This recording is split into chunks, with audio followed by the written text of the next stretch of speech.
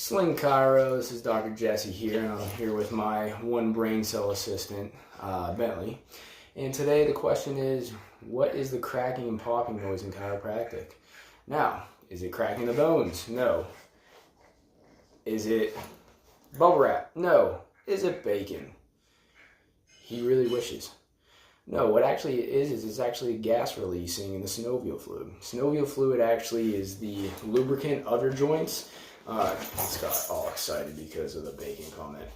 But it's actually what gets that motion in your joints. And when the chiropractic adjustment occurs, it actually can create a release and some more space in that joint, which that gets the gas releasing. It's kind of like if you press your hands together and then open it, it makes that popping noise. It's actually very healthy. It creates more range of motion, creates more in terms of the healing process. But that's what popping and cracking is. There you go.